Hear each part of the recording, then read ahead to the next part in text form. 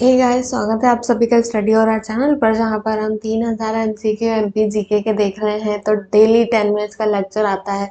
तो अगर आप भी एमपीपीएससी 2026 की तैयारी कर रहे हैं तो ये लेक्चर आप ही के लिए हैं। तो चलिए स्टार्ट करते हैं हमारे एमसीक्यू आगे के।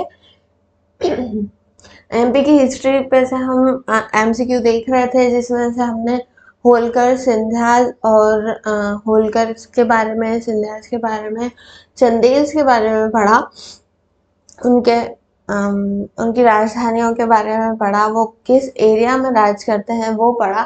तो सबसे पहले हम लोग देखते हैं कि जो होलकर्स थे वो कहाँ राज्य किया करते थे। तो एक बार रिवाइज करके मैं बता देती हूँ कि होलकर्स जो थे वो मालवा रीजन में राज करा करते थे, और होलकर की जो राजधानी हुआ करती थी वो महेश्वर हुआ करती थी उस टाइम पे।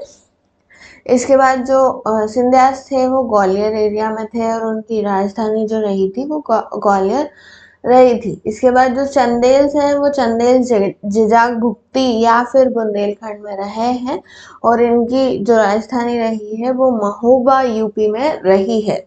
इसके बाद अगर हम बात करें कि अशोक किस जगह के गवर्नर रहे हैं, तो अशोक जो है वो उज्जैन के गवर्नर रहे, सॉरी अवंती के गवर्नर रहे थे राजा बनने से पहले, राजा अशोक जो थे।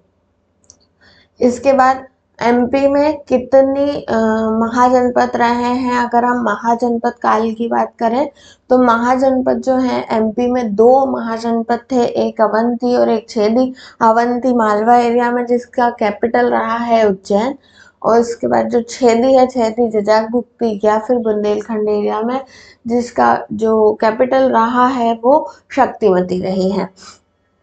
इसके बाद होलकर के बारे में पढ़ा था। होलकर जो सिंधिया जो है वो मराठा के ही सामंत रहे हैं, और होलकर और सिंधिया के हमने ऑलरेडी जो राज्य किया है, राजाओं के बारे में भी पढ़ चुके थे। खजुराहो टेम्पल्स के बारे में पढ़ा था कि जो खजुराहो टेम्पल्स हैं वो किसने बनाए, तो चंदेल्स ने बनाए। खजुराहो, भीमबेटका, इनके बारे में पढ़ा था कि ये कहाँ है। तो खजुराहो छतरपुर जिले में आता है। भीमबेटका कहाँ आता है, तो भीमबेटका रायसेन जिले में आता है। भीमबेटका इकलौता ऐसी जगह है जहाँ पे मानव होने के जो साक्ष्य हैं, सबसे पहले मानव होने के साक्ष्य मिले हैं भीमबेटका केव में। पेंटिंग्स मिली हैं मानव द्वारा करी हुई। सबसे पहली पेंटिंग जो मानव द्वारा करी गई थी वो भीमबेटका से हमें मिलती है। इसके बाद एरन के बारे में अभी हमने नहीं पढ़ा, पर एरन के बारे में भी बता दूं कि सबसे पहला जो सती प्रथा के साक्ष्य मिलते हैं वो एरन से ही मिलते हैं, जो कि कहा जाता है कि गुप्त एम्पायर के टाइम जो राजा थे भानुगुप्त, उनके समय के साक्ष्य हैं सती प्रथा के। तो चलिए स्टार्ट करते हैं क्वेश्चन से। हम बाघ की गुफाएं किस जिले में स्थित है, तो बाघ की जो गुफाएं हैं धार जिले में स्थित है। नेक्स्ट पे चलते हैं। बाघ की गुफाओं का निर्माण किस काल में किया गया था, तो बाघ की गुफाओं का जो निर्माण है वो गुप्ता काल में किया गया था। नेक्स्ट पे चलते हैं। भीमबेटका गुफाओं की खोज किसने की गई, नहीं किसने की थी, तो ये बहुत इम्पोर्टेंट है। भीमबेटका कहाँ है, रायसेन जिले में है। क्यों इम्पोर्टेंट है, क्योंकि मानव के सबसे पहले जो मानव के साक्ष्य मिलते हैं वो भीमबेटका केव से मिलते हैं। तो कहाँ पर है मतलब किसने इसका खोज की गई है, किसने खोज की गई है, बी एस वांकटकर के द्वारा इसकी खोज की गई है। बी एस बाकड़कर के द्वारा इसकी खोज की गई। याद रखिए नाम, बी एस बाकड़कर के द्वारा भीमबेटका केव्स की खोज की गई।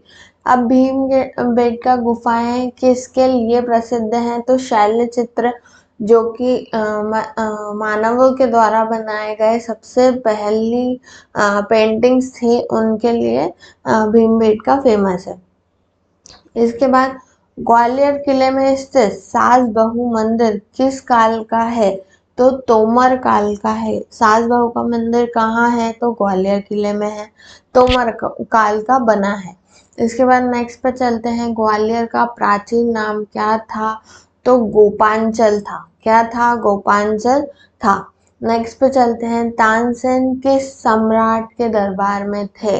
तो तानसेन जो थे अकबर के दरबार में थे। और तानसेन कहाँ से बिलोंग करते हैं? तो तानसेन का जो हम मकबरे की बात करते हैं कि तानसेन का मकबरा कहाँ, तो तानसेन की जो मकबरा है वो ग्वालियर में स्थित है। और तानसेन एक्चुअल में कौन थे? तो तानसेन अकबर के 9 रत्नों में से एक थे। अब तानसेन का मकबरा हमने देख लिया कि वो ग्वालियर में था, पर तानसेन का जन्म कहाँ हुआ था? तो तानसेन का जो जन्म है वो भी बेहट ग्वालियर में हुआ था।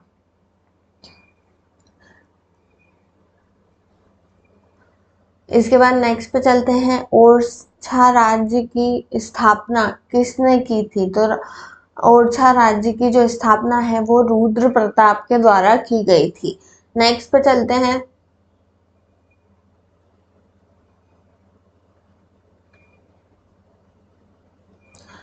बुंदेला वंश का संबंध किस क्षेत्र से है? तो बुंदेलखंड से। ठीक है, तो बुंदेला जो वंश है वो कहाँ से थे? तो बुंदेलखंड से थे। फिर आता है महाराजा छत्रसाल किस वंश से थे? तो बुंदेला वंश से थे। नेक्स्ट पे चलते हैं, छत्रसाल ने किसके विरुद्ध संघर्ष किया था? तो मुगलों के विरुद्ध संघर्ष किया था राजा छत्रसाल ने। नेक्स्ट पे चलते हैं, ओरछा किस नदी के किनारे स्थित है? तो ओरछा बेतवा नदी के किनारे स्थित है। नेक्स्ट पे चलते हैं, मंडला क्षेत्र में गौड़ राज्य की स्थापना किसने की? तो जादू राय के द्वारा की गई गौड़ राज्य की स्थापना। इसके बाद रानी दुर्गावती किस वंश से संबंधित है? रानी दुर्गावती का संबंध किस वंश से है? तो गौड़ वंश से है। गोंडवाना लैंड वाला एरिया जो था वो गौंडों का था। रानी दुर्गावती जो थी गौंड वंश से संबंधित थी, या गोंडवाना लैंड से संबंधित थी। नेक्स्ट पे चलते हैं, रानी दुर्गावती ने किसके विरुद्ध युद्ध किया था? तो अकबर के विरुद्ध युद्ध किया था रानी दुर्गावती ने।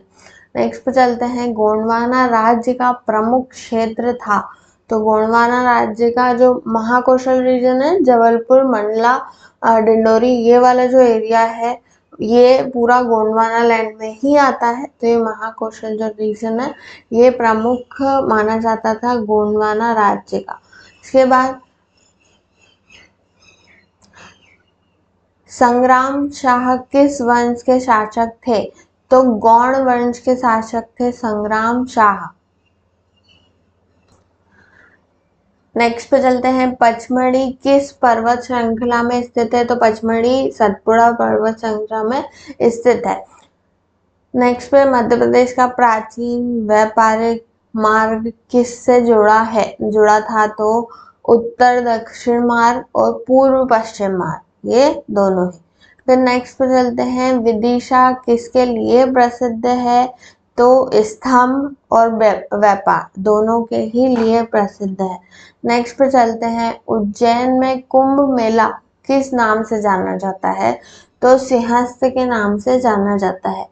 फिर नेक्स्ट पे चलते हैं, मध्य प्रदेश में सबसे प्राचीन मानव बसावट के प्रमाण कहाँ मिले हैं? तो ऑब्वियसली कहाँ मिले हैं, हमने ऑलरेडी देख चुके हैं, भीमबेटका में मिले हैं। तो आज का लेक्चर बस यहीं तक। तो अगर आपको मेरे लेक्चर्स अच्छे लग रहे हैं और पहले के लेक्चर्स भी देखना है तो आप इस वीडियो के डिस्क्रिप्शन में देख सकते हैं, प्लेलिस्ट का लिंक मिल जाएगा आपको। और इस चैनल को लाइक शेयर सब्सक्राइब करना ना भूलें और मुझे बताएं कि आपको और किस सब्जेक्ट पे इस तरीके के ऑब्जेक्टिव क्वेश्चंस चाहिए, तो मैं ज़रूर लाऊंगी। तो thank you for watching the video. मिलते हैं नेक्स्ट लेक्चर में और भी अच्छे क्वेश्चंस के साथ।